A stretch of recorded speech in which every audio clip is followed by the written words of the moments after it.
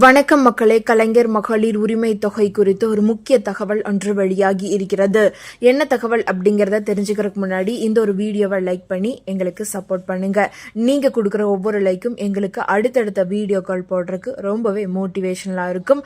வாங்க வீடியோக்குள்ள போலாம். அதாவது கலைஞர் மகளிர் உரிமை தொகை திட்டம் மூலம் பெண்களுக்கு மாதந்தோறும் ரூபாய் 1000 வழங்கி வருகிறது தமிழ்நாடு அரசு. இந்த தொகையை பயனாளிகளின் வங்கி கணக்கிலேயே நேரடியாக வரவு வைக்கிறது. சுமார் 1,14,00,000 பெண்கள் கலைஞர் மகளிர் உரிமை தொகை திட்ட பயனாளிகளாக இருக்கின்றனர்.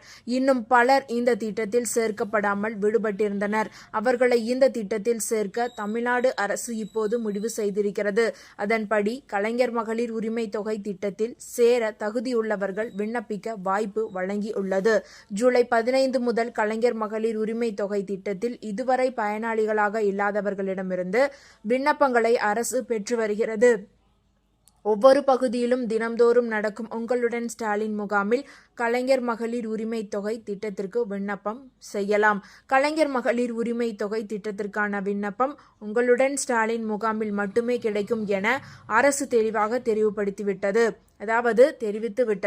அதனால் குடும்ப தலைவிகளான பெண்கள் இந்த முகாமில் கலந்து கொண்டு இந்த திட்டத்திற்கு விண்ணப்பம் செய்யலாம்.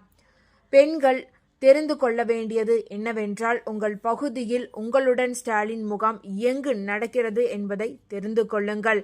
அதாவது இதனை ஆன்லைனிலேயே நாம் தெரிந்து கொள்ளலாம். ஆன்லைனில் உங்களுடன் ஸ்டாலின் வெப்சைட்டுக்கு செல்லுங்கள். அதில் உங்கள் மாவட்டத்தை தேர்வு செய்தால் இன்று எந்தெந்த பகுதியில் உங்களுடன் ஸ்டாலின் முகாம் நடக்கிறது என்ற விவரம் வரும்.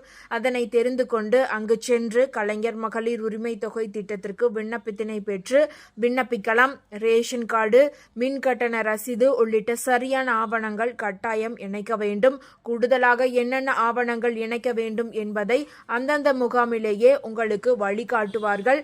ஒருவேளை உங்கள் இருப்பிடத்தில் இருந்து தொலைவில் உங்களுடன் ஸ்டாலின் முகாம் நடக்கிறது என நினைத்தால் உங்கள் பகுதியில் எப்போது இந்த முகாம் நடக்க உள்ளது என்பதை உள்ளாட்சி பிரதிநிதிகள் அல்லது ஊராட்சி அலுவலகத்தில் கேட்டு தெரிந்து கொள்ளுங்கள். அந்த தேதியில் அங்கு சென்று விண்ணப்பம் செய்யலாம். நவம்பர் மாதம் வரை இந்த முகாம் நடக்க உள்ளது. கலைஞர் மகளிர் உரிமை தொகை கேட்டு இதுவரை கொடுக்கப்பட்ட மனுக்கள் இத்தனை லட்சமா? அதாவது கலைஞர் மகளிர் உரிமை தொகை கேட்டு இதுவரை அளித்த மனுக்களின் எண்ணிக்கையை பற்றியும் தெரிந்து கொள்வோம். அதாவது உரிமை தொகை திட்டத்தில் புதியவர்களை சேர்க்க மனுக்களை பெற தொடங்கிவிட்டது தமிழ்நாடு அரசு.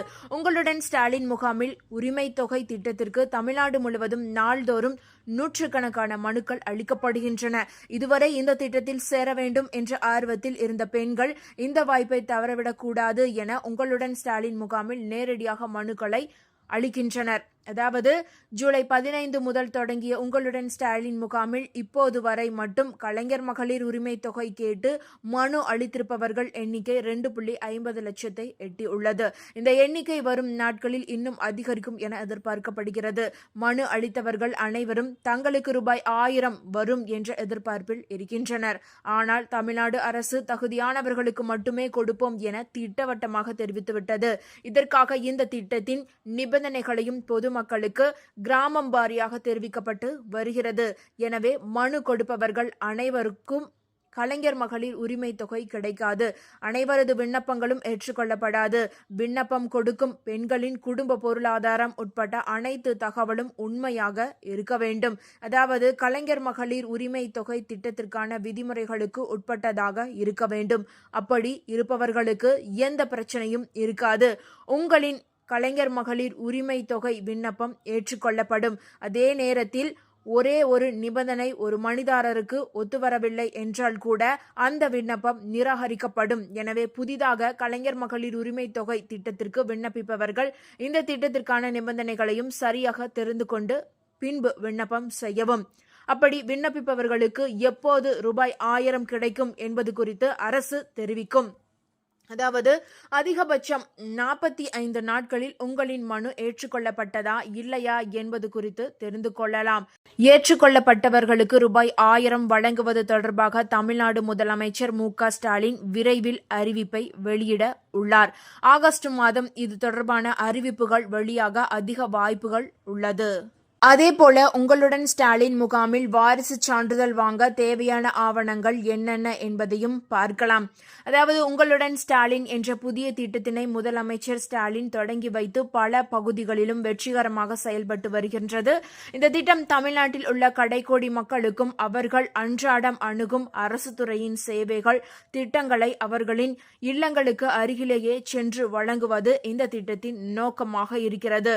நகர்ப்புற பகுதிகளில் நடக்கும் முகாம்களில் 13 துறைகள் 43 சேவைகள், ஊரக பகுதிகளில் நடக்கும் முகாம்களில் 15 துறைகள் 46 சேவைகள் என மக்கள் எளிதாக பயன்பெறும் வகையில் அமைக்கப்பட்டு உள்ளது. இந்த முகாம்களில் பெறப்படும் விண்ணப்பங்களுக்கு அதிகபட்சமாக 45 நாட்களுக்குள் தீர்வு காணப்படும் என அறிவிக்கப்பட்டு உள்ளது. இந்த முகாமில் வருவாய் மற்றும் பேரிடர் மேலாண்மை துறை மூலம் பல்வேறு சேவைகள் வழங்கப்பட்டு வருகிறது. அதில் குறிப்பாக பட்டா மாறுதல், பட்டாவில் பெயர் மாற்றுதல், வாரிசு சான்றிதழ், ஜாதி சான்றிதழ், வருமான சான்றிதழ் போன்ற சேவைகளை வழங்கி வருகிறது. பட்டா மாறுதல், பட்டா உட்பிரிவு, இணையவழி பட்டா பெறுதல், பட்டாவில் பெயர் மாற்றம், பரப்பு திருத்தம் மற்றும் நில அளவீடு போன்ற சேவைகள் இங்கு உடனடியாக வழங்கப்பட்டு வருகிறது. இந்த சேவைகளுக்கு தேவைப்படும் ஆவணங்கள் என்னவென்றால் உங்களுடைய ஆதார் அட்டை, குடிநீர் இணைப்பு ரசீது, ஓட்டுநர் உரிமம், குடும்ப அட்டை, இந்திய கடவு சீட்டு, மின் கட்டணம் அட்டை, வாக்காளர் அடையாள அட்டை, பேன் கார்டு இவற்றில் ஏதாவது ஒன்று கண்டிப்பாக எடுத்து செல்ல வேண்டும். அதாவது வாரிசு சான்று பெறுவதற்கான ஆவணங்கள் என்னவென்றால் அனைத்து வாரிசுதாரர்களின் ஆதார் அட்டை, வாரிசுகளின் எவரேனும் இறந்திருந்தால் அவர்களின் இறப்பு சான்றிதழ், இறந்தவரின் ஆதார் அட்டை, குடும்ப அட்டை எடுத்து செல்ல வேண்டும். ஜாதி சான்றிதழ் பெறுவதற்கான ஆவணங்கள் என்னவென்றால் உங்களுடைய ஆதார் அட்டை, பிறப்பு சான்றிதழ், பெற்றோரின் இல்லையென்றால் உடன் பிறந்தோரின் ஜாதி சான்று அல்லது கல்வி சான்று, குடும்ப அட்டை, பாஸ்போர்ட் புகைப்படம்.